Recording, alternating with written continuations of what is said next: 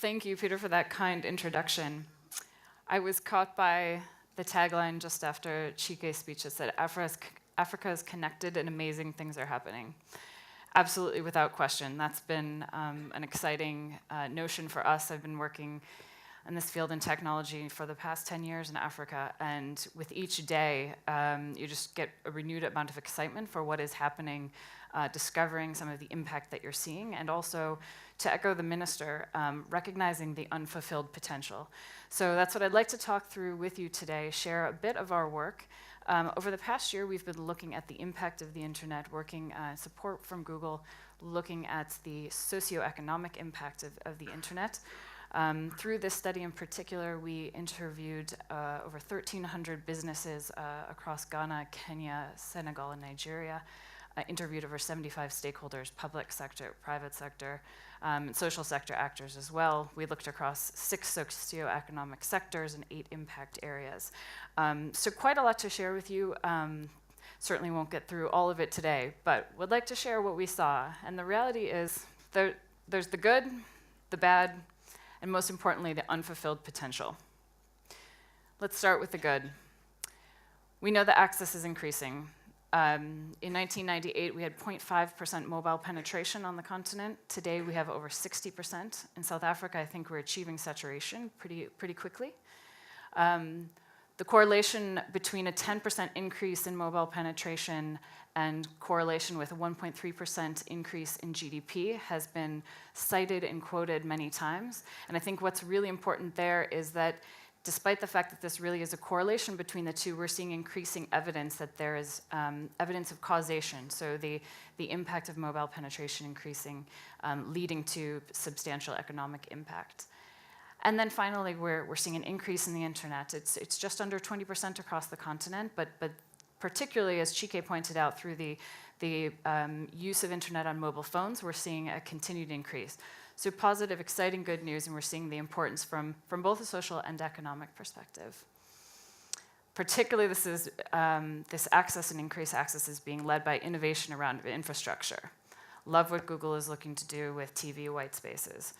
There's a lot of excitement, innovation from public sector as well. Dr. Ndemo, who you'll hear from later, spearheading the collaboration between government and private sector in order to lead to the result and the reality of the Teams cables, which have had tremendous impact on ICT in Kenya.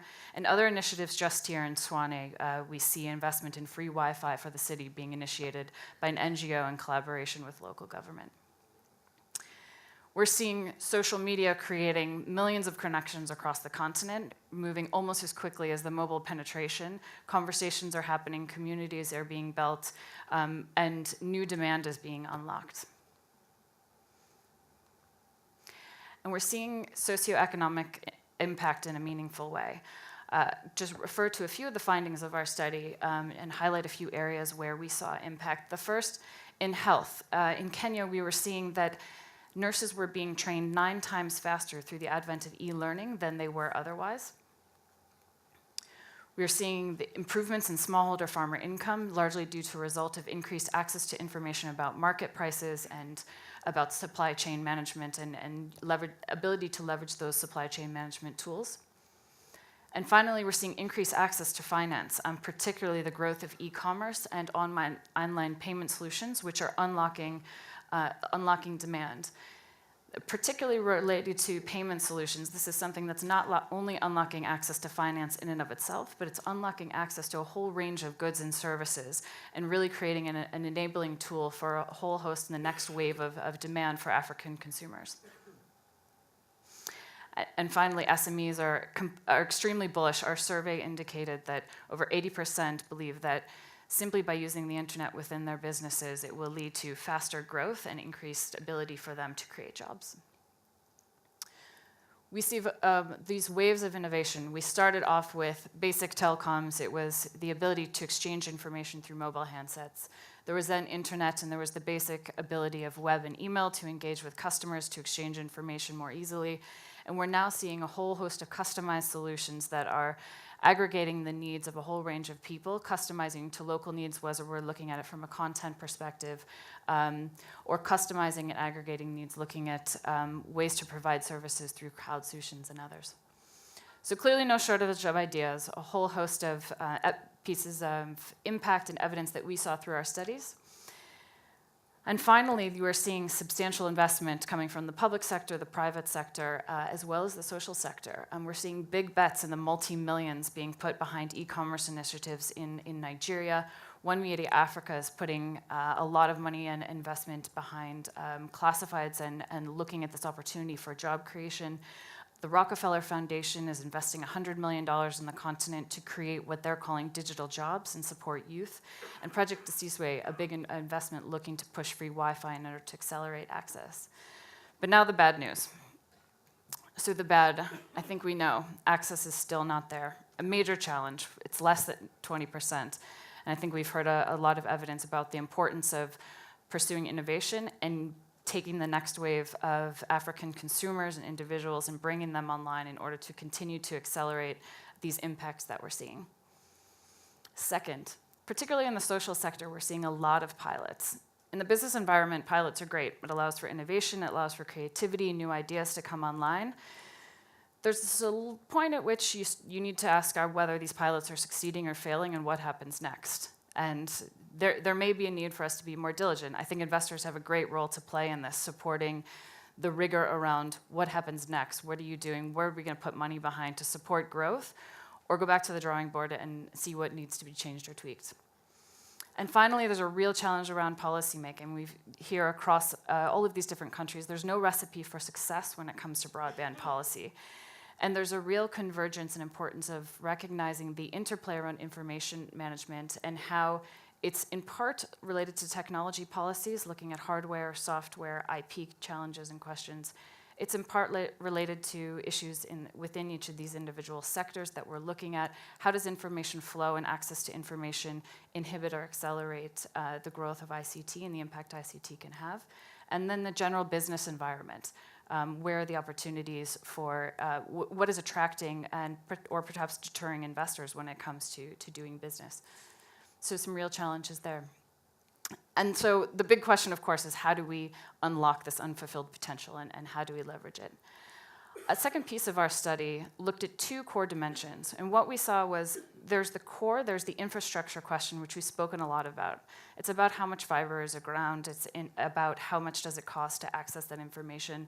But it's also about your citizen demographics and your business demographics. Are users educated enough to be leveraging the products and services that are online? Does this make sense for them? So what are your education levels? How is ICT integrated into education? The business demographics as well. A whole host of infrastructure questions that need to be considered. Secondly, usage. So once you are online, is usage delivering a meaningful impact? So what are the questions around availability, accessibility? You can focus a lot of attention on, say, building cloud solutions, and so you can get your usage indicators very, very high and lead to a very sophisticated level of consumption that could be feasible. But if you've ignored the core infrastructure, well then you're going to have other barriers that hadn't been thought of. In the same way, the scenario, if you build it, they will come, doesn't actually hold true. And so that's what we saw when we combined over 60 indicators across those two dimensions and looked at all of the countries in sub-Saharan Africa and tried to understand what was the trend that we were seeing and where should investment be placed. As you'll see, there's a clear trajectory, a clear need for continuous investment in infrastructure. What's interesting about South Africa, I don't think it would be surprising to see that it is at the forefront of sub-Saharan Africa leading the way. But actually, when you look at conditions for use, there's some countries that may be surprising to see that they're slightly ahead of where South Africa is and could be. Again, leading back to significant unfulfilled potential. So in my final 30 seconds, I just wanted to leave you with 3 thoughts and 3 ideas that came out of our study that we think are important to drive and to unlock this unfulfilled potential. The first, can't say it enough, continue to invest in the infrastructure, but not just the infrastructure of the technology itself, the infrastructure of within the potential of your citizens as well as the businesses and the environment in which they operate. Second, in order to accelerate impact, we should be continuously thinking about payment platforms and how payment platforms can start to take these virtual connections that we're seeing and start translating those virtual connections and exchange of information, goods, and services into quantified economic value.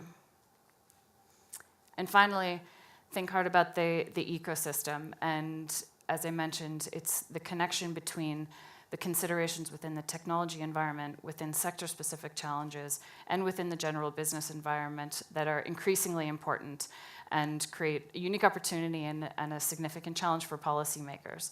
It's with the conversations between private sector identifying what their incentives and objectives are, public sector identifying what the national development goals are, social sector articulating needs of citizens. It's when those come together that broadband policies really deliver on this unfulfilled potential. Thank you very much.